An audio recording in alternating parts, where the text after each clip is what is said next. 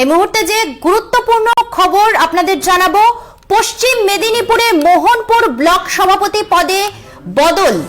মুখ্যমন্ত্রীর নির্দেশে নয়া ব্লক সভাপতি দাঁতনের বিধায়ক বিক্রম চন্দ্র প্রধান সরানো হয়েছে।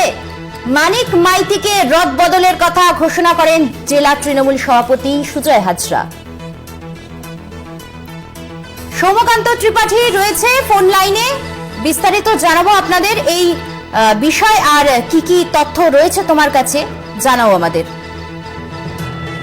জানিয়ে রাখি, আজকে সন্ধ্যেবেলা জেলা তৃণমূলের পশ্চিম মেদিনীপুর সাংগঠনিক জেলা, সেই জেলা তৃণমূলের সভাপতি সুজয় হাজরা একটি সাংবাদিক সম্মেলন করে জানান যে মোহনপুর ব্লকের ব্লক তৃণমূল সভাপতি মানিক মাইতিকে অপসারণ করা হয়েছে এবং তার জায়গায় নিয়ে আসা হয়েছে বিক্রম চন্দ্র প্রধান, যিনি দাঁতনের বিধায়ক এবং মোহনপুরেরই বিধায়ক।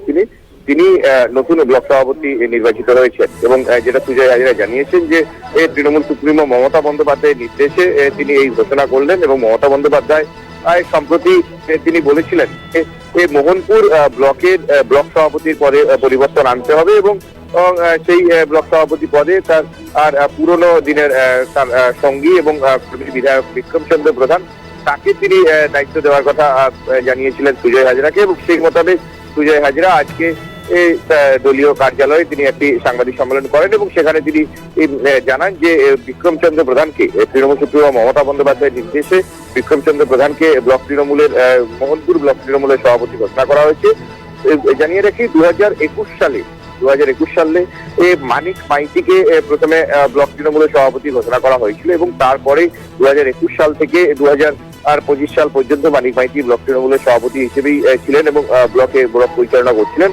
এরপরে মুখ্যমন্ত্রীর নির্দেশে এই পরিবর্তন হয় এবং আজকে সেই ঘোষণা করেন জেলা তৃণমূলের সভাপতি এবং তিনি জানান যে আজ থেকেই বিধায়ক বিক্রম চন্দ্র প্রধান তিনি ব্লক তৃণমূল সভাপতির দায়িত্ব নিচ্ছেন এবং মোহনপুর ব্লকে যিনি প্রাক্তন হলেন ব্লক সভাপতি মানিক মাইতি, তাকে দলের অন্য কি কাজে নেওয়া যায় সেটা পরবর্তীতে ঘোষণা করা হবে।